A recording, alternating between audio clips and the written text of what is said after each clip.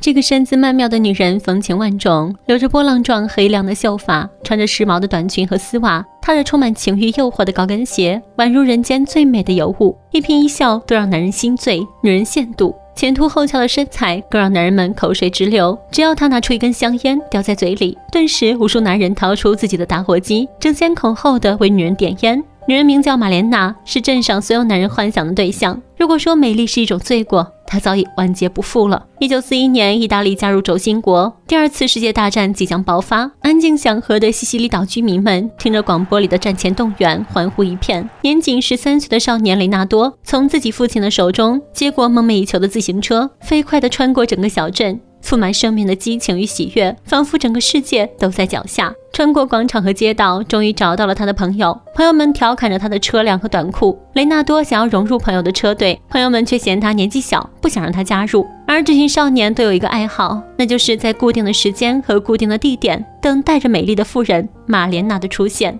看完之后，再转到下一个地点，继续等待她的出现。随着一声哨响，所有人整齐划一地坐在路边。远处，玛莲娜的身影缓缓走来，波浪状的秀发，时尚的短裙，撩人的高跟鞋，瞬间勾走了雷纳多的目光和魂魄。玛莲娜是镇上男人们的梦中情人，刚结婚不久，丈夫黎诺就奔赴了战场。玛莲娜和年迈的父亲留在镇子上继续生活。父亲在学校教拉丁文，因为年老耳背，为学生戏弄而不自知。雷纳多也是他班上的学生。自从见过玛莲娜一眼后，雷纳多每晚都会想起玛莲娜的样貌和身影，甚至浑身燥热到整晚都睡不着觉。朋友谈起他偷窥玛莲娜的经历，那次玛莲娜让他买烟，上前时他的睡袍故意滑落，挑逗他。雷纳多对朋友的吹牛嗤之以鼻，说他只是想获得大家的羡慕。少年们互相打着嘴炮，嘲笑着彼此。雷纳多虽然嘴上说着不在意，但那天他还是翘了课，骑着自行车来到玛莲娜的家门口，期待着一睹女神的芳颜。玛莲娜打开了门，招呼他过来，让他帮自己买烟，手中的硬币却故意掉落。趁着雷纳多捡钱时，故意露出性感的大腿。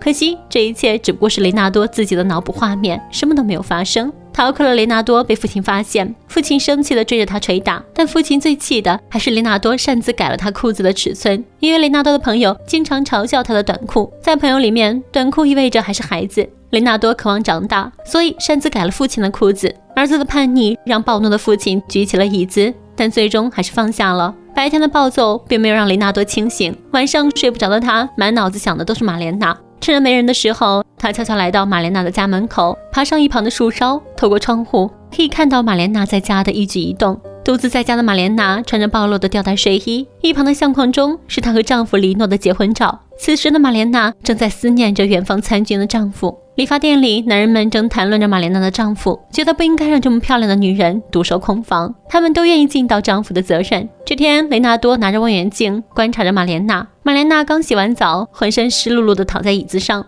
雷纳多忍不住产生幻想，想象着自己就在那湿哒哒的头发下面，还用贪婪的嘴巴接住滴落的水珠。回过神来，就看到玛莲娜拿着丈夫寄来的信件，抱在胸口，想象着丈夫的余温。每晚雷纳多都会偷窥玛莲娜的隐私生活。这晚玛莲娜换了一件黑色蕾丝吊带，低头时不小心滑落肩带，直接送给了雷纳多一些福利。寂寞的玛莲娜也会抱着丈夫的照片，伴着歌声扭动身子翩翩起舞，以此排解内心的孤独。回到家里的雷纳多听着音乐，认真地看着成人画册。对玛莲娜着迷的他看着看着，就看到玛莲娜推开房门走了进来，主动投入他的怀抱。年少懵懂的爱情总是充满幻想和羞涩的，同时也夹杂着困惑和懵懂。雷纳多被玛莲娜的一举一动牵动心神，心里很多想对玛莲娜说的话全被雷纳多写进情书，一遍又一遍地写下，然后又扔掉，任凭他们被海浪吹走。不论玛莲娜走到哪里，雷纳多都会在远处偷偷跟随，注视，看着她从一间房子里走出来。街上的每个男人毫不掩饰自己的眼神。玛莲娜不想理会这些世俗眼光，低着头快步走过。这时，一个猥琐的老头借着问候的名义亲吻了玛莲娜的手背，看向四周的眼神满是得意与炫耀，这让雷纳多厌恶无比。雷纳多一路尾随，看到女神按响了门铃，上面的人扔下了一串钥匙。玛莲娜进了屋子，失落的雷纳多开始怀疑人们口中的流言到底是不是真的。放学时，同学们对玛莲娜说着污言秽语。老师非常宽容地允许学生们一个一个来。雷纳多站在楼上，反感地对着下方的同学吐了口唾液。男人们对玛莲娜充满向往，女人们却陷入了嫉妒与疯狂。看着玛莲娜从面前走过，妇女们毫不客气地用各种恶毒的语言羞辱她。所有人都认为玛莲娜必然有个情人，但雷纳多却始终不愿意相信这一点。他推着自行车从玛莲娜身旁擦肩而过，紧张的他一句话都说不出来，但玛莲娜径直离开，丝毫没有注意到他。为了搞清楚玛莲娜到底有没有情人，雷纳多特意跟着玛莲娜又来到那间屋子。看到礼物的情景后，雷纳多终于松了口气，原来玛莲娜每次来这里是来看望父亲的。此后的雷纳多每晚依旧幻想自己和玛莲娜的故事，他们一起穿梭于各类电影当中，玛莲娜眼中始终只有自己，那是一种奇妙的感觉。不久，前线的战士传到了西西里岛，玛莲娜的丈夫阵亡了，然而人群中却没有见到玛莲娜的身影。雷纳多悄悄溜进屋子，看到身穿藏服的玛莲娜正在独自躺在床上哭泣。雷纳多悄悄蹲在床边，吻了玛莲娜一下，他对玛莲娜保证自己一定会永远守护她、呵护她，只需要等自己长大。画面一转，原来玛莲娜又一次走进了他的幻想中。台球室里，男人们都在背后肆无忌惮地谈论着玛莲娜，接下来可以勾三搭四了。在这里当实习生的雷纳多听完后，气愤地给茶水加了些料，然后递给那人喝了下去。相比于那些男人，女人们聚在一起以讹传讹，大肆辱骂和诋毁玛莲娜，说玛莲娜已经和牙医鬼混在一起了。生气的雷纳多直接往他们包里撒尿，他是不会听取任何流言蜚语，更不会容忍任何说他不好的人，即使不能名正言顺地为他出头，也要默默地守护着他。这就是暗恋的力量。自从玛莲娜的丈夫死后，大街上的男人们看向玛莲娜的眼神更加的肆无忌惮。雷纳多虽然恼火，但也无可奈何，他只能来到教堂，在神像面前诚心祷告，在我未有能力照顾好他之前，请神一定要好好保护他。平日里，雷纳多依旧不依不饶地偷窥着他，玛莲娜的隐忍和失魂落魄他都看在眼里。趁着玛莲娜不注意，他翻墙进了院子，偷走一条内裤，拔腿就跑。睡觉时，他将内裤盖在头上，满足睡去。早上父亲叫他起床，看到这一幕后暴跳如雷，母亲也震惊万分，他们都不敢相信，为什么乖巧的儿子会变成这样。父亲就着雷纳多的耳朵一顿臭骂，母亲更是将内裤点燃后扔进了马桶。因为这件事，父亲锁上房门，钉死窗户，让雷纳多待在里面自我反省。3天过去，雷纳多始终坚持着和父亲做抗争，不吃不喝3天，最终还是母亲对父亲求饶，放出了雷纳多。出来后的雷纳多神清气爽，想到自己终于可以再次看到玛莲娜时，他的脸上满是激动和幸福的模样。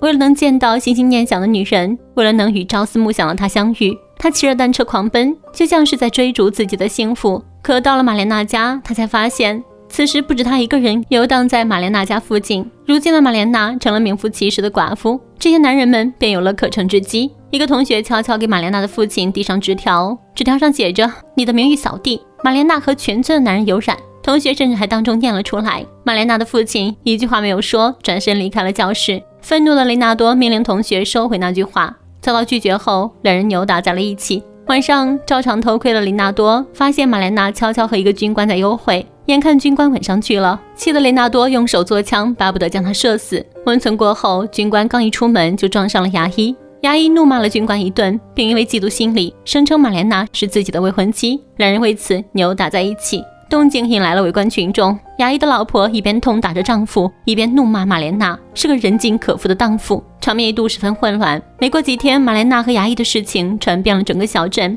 居民们口口相传，越传越离谱，说她是专门破坏别人家庭的狐狸精。不堪屈辱的父亲也从学校里面辞职，拒绝了女儿的见面。玛莲娜独自忍受着流言蜚语，她决定用法律来维护自己的尊严。在法庭上，玛莲娜否认了自己和牙医的关系，也拒绝交代和军官的关系，但是没有人可以相信她，甚至于自己的父亲也是这样。此时，一个肥胖臃肿的律师突然发声，玛莲娜没有什么错，唯一的罪过就是长得太过美丽，招来了嫉妒，终替玛莲娜赢得了官司。可律师之所以要帮她，也是别有所图，转头他就踏进了玛莲娜的家门，和玛莲娜共舞。玛莲娜察觉到对方的不对劲，便拿出钱要将律师打发走，但律师以玛莲娜支付的酬金不够，强行和她发生了关系。看着心爱的女人被侮辱，在外面偷窥的雷纳多却什么也不能做，还从树上掉了下来，对着空气和墙一阵拳打脚踢，自暴自弃，充满了自责和无力，甚至冲到教堂砸了神像的一只手，以示惩罚。上课的时候，因为对玛莲娜太过思念，雷纳多甚至将老师想象成了玛莲娜，直接被老师臭骂一顿，赶出了教室。日子一天天过去，突然有一天，律师提出要迎娶玛莲娜为妻，玛莲娜痛定思痛，选择了接受。眼看着心目中的女神被迫嫁给一个又老又丑、秃顶体臭的老男人，雷纳多黯然失色，却又无能为力。这一切都不是他的过错，是人们的偏见把他逼到了这种地步。偏偏这个律师是个妈宝男，律师的母亲坚决不同意，直接将其轰出家门，扬言绝对不能让那个婊子败坏家里的名声。因为母亲的反对，律师无情地抛弃了玛莲娜。玛莲娜最后一块遮羞布也没有了。律师的出丑让镇子上的男人们哄堂大笑，男人们更加肆无忌惮地讨论起玛莲娜，甚至当着玛莲娜的面说出自己的想法。在人们眼里，玛莲娜已经是一个人尽可夫的女人，男人们争相恐后地调戏起玛莲娜，玛莲娜只能狼狈地躲进巷子里。由于商店里不卖食物给她，玛莲娜只好出卖一点美色，找小贩吃了点食物。这时，空袭的警报声响起，大批的飞机盘旋在上空，人们四散奔逃。硝烟过后，一片狼藉，人们在废墟中寻找着尸体。玛莲娜的父亲不幸被垮塌的墙体压死，送葬队伍中跟随着大批的男人，他们都想趁这个时候在玛莲娜面前好好表现，赢得玛莲娜的芳心。自从玛莲娜失去唯一的亲人后，再也没有人理解她，相信她，更没有人雇佣她工作，她不得不忍饥挨饿。但是他从没有想过伤害谁，雷纳多依然一心爱着她，爱着这个美丽善良的女人，却一步一步看着她走向绝路。终于有一天，玛莲娜剪掉了乌黑亮丽的长发，因为生活所迫，她不得不堕落成一名风尘女子。镇上那些一本正经、衣冠楚楚的男人带来了食物，她却付出了自己的肉体。雷纳多在树上目睹了这一切，玛莲娜的脸上毫无表情和欢愉，雷纳多痛苦万分，落下了伤心的泪水。就这样，玛莲娜在人群的偏见中若无其事地从大街上走过，她染着红发，一袭黑衣，涂了红唇，如火一般燃烧着美丽。男人们口口声声跟老婆保证，就算她脱光了站在自己面前，也不屑一顾。女人们处处否认她的美丽，却没有人不能不为她的美丽侧目。无论人群中传来何种的议论和眼神，玛莲娜都已经变得无所谓了。她坐在路边的椅子上，旁若无人地从烟盒里拿出一根烟，叼在唇上。那一瞬间，周围的男人们争先恐后的要为她点火，却没有一个男人把她的烟夺走。那一刻，只有4个字来形容：颠倒众生。而当她低头点烟的那一瞬间，眼睛里泪花闪烁，但她只能默默地接受。那些世俗肮脏的男人们将玛莲娜抱在怀里，雷纳多只能眼睁睁地看着自己心中的挚爱沦为别人的玩物。一段时间后，玛莲娜和德国军官搞在了一起，在众人眼中，她已经和妓女没有什么区别。为了利益出卖身体，懵懂的雷纳多也在悲愤交加的心情中沉沦，终于晕死过去。雷纳多病倒了，可能是因为他一点一点目睹了人群怎样逼迫一位美丽善良的女性走向绝路，也可能是因为他又是怎样的无能，怎样目睹他爱的人一步步走向绝路。因为年少的他太弱小了，不只是身体上，还有心灵上，他不知道什么是对，什么是错。他听了人们重伤玛莲娜的话，愤怒又悲伤。他为玛莲娜一步步成为人们嘴里的婊子感到疑惑。他心里爱着玛莲娜，觉得玛莲娜内心善良，但人们的话语又灼烧着他的心灵，使他饱受折磨。母亲为这个儿子操碎了心，还以为儿子是中了邪，便带他去教堂驱魔。只有父亲知道儿子心里在想些什么。他不止一次的在深夜听到儿子房间不和谐的声音。孩子已经长大，心病还需心药医。懂得男人的这点小秘密的父亲把雷纳多带到了妓院，老鸨领着雷纳多进去了，父亲则躲在外面观察。面对眼前这个女人，雷纳多无动于衷，直到他看到门边哭死玛莲娜的妓女后，在父亲的允许下才走进房间。这天晚上，雷纳多完成了男人的蜕变。从那以后，他开始懂得什么是对，什么是错，什么是善，什么是恶。他对玛莲娜抱着深深的同情和怀念。他开始不再以人群的话语为尺度丈量一个人，他开始不再为流言蜚语而感到困惑。他开始懂得以自己的目光去丈量，去了解一个人的善恶是非。时光荏苒，意大利重新夺回主权，美国人的军队开进了西西里岛，德国战败，希特勒自杀，二战彻底结束。女人们群情激愤，面对之前服侍过德国军官的玛莲娜，女人们义愤填膺地冲进屋子，揪着玛莲娜的头发拉扯到大街上，对着玛莲娜又踢又打，还剪掉玛莲娜的头发，任由赤裸的玛莲娜在地上爬行。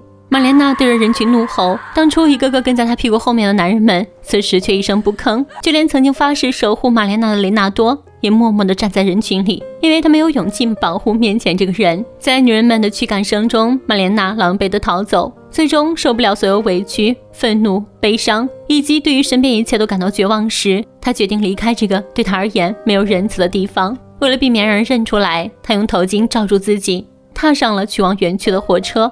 雷纳多一个人来到车站，望着玛莲娜离去的背影，苦涩之情涌上了心头。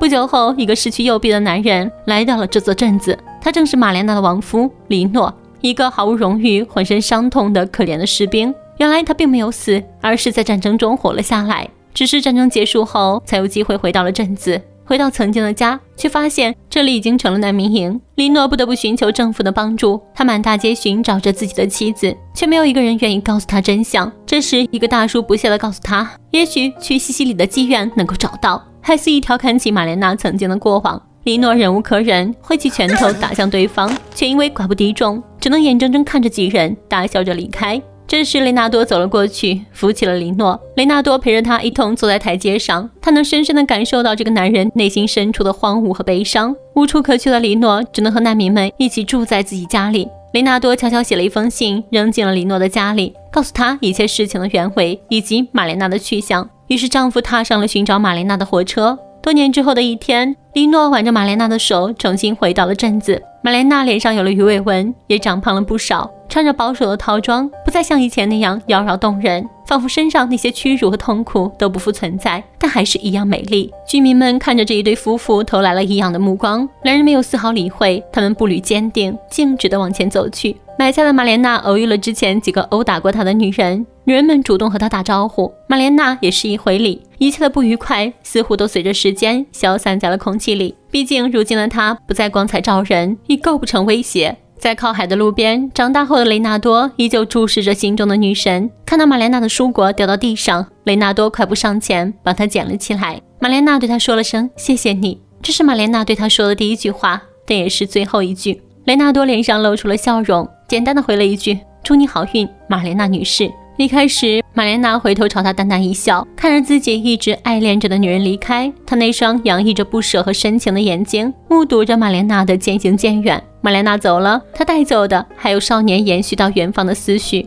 我想他不曾得到玛莲娜，但那份爱恋是真实存在的，是任何时间和距离都无法跨越的。在这段爱恋故事里，他爱的是如此执着又刻骨铭心。影片《西西里的美丽传说》做的最出色的是，它完美的展现了电影应该如何展现人性。玛莲娜是一个可怜的女人，她因为美貌遭到他人的嫉妒和陷害，明明什么都没有做，却要承受恶言恶语。最后在父亲死亡后，玛莲娜看清了这个世界的丑恶嘴脸，她不再压抑自己的内心，开始利用自己的美貌和身体让男人俯首称臣。从玛莲娜的美丽被发现、被觊觎、被垂涎、被丑化、被践踏，到最后被摧毁的全过程中，我们看到的不只是玛莲娜的不幸，还有她周围所有人在摘掉面具之后的赤裸裸的人性的本来面目。本期的故事到这里了，咱们下期再见，拜拜。